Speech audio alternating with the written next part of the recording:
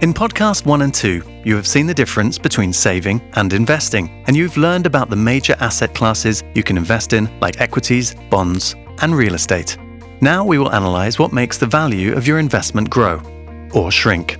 Remember what you have learned in podcast 1. Even if you don't do anything with your money and just put it under your mattress, it will be exposed to the effect of inflation, so that its value will shrink over time. If you save or invest your money, its value will also be affected by a large number of factors. These factors are not only extremely diverse, quite a number of them are also linked and influence each other. Can you imagine that even the weather can impact your investment? If you think this is a joke, you'll be surprised. The way the value of an investment is determined is sometimes very complex. But if you always keep in mind a few basic principles, and if you make use of your common sense, you'll be able to identify and understand most elements that can impact your investment. First of all, be aware that the value of your investment, be it gold, a house, stocks, or wine, is nothing else than the price others are willing to pay for it. So the value of your investment is affected by anything that impacts the price of the item you've invested in. With very rare exceptions, prices follow the rule of supply and demand. Goods that are only available in a limited quantity and that many people want to have are expensive because their suppliers can ask higher prices and still find consumers that are willing to buy these goods.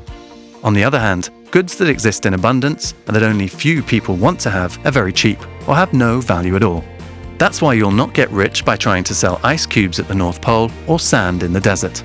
However, selling ice cubes in a desert oasis is a far better business model. The second principle to keep in mind is that investors usually seek for those investments that provide the highest return. In other words, they're looking for investments that provide the highest regular income in the form of interests or dividends, or for investments whose value or price is expected to increase over time. This leads us to the third principle: supply and demand of investment items.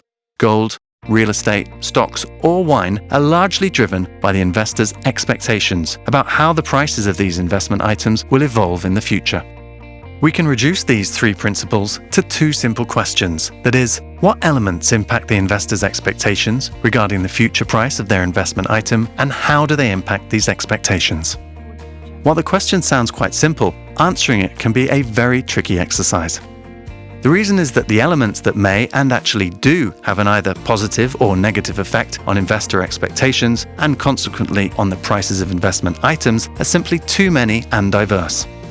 A decisive breakthrough in research and development, allowing a pharmaceutical company to come up with a long-awaited vaccine. The conclusion of a free trade agreement between two or more countries, opening their companies the door to new markets and new clients. The merger of two companies, allowing them to gain a leading position on a specific market.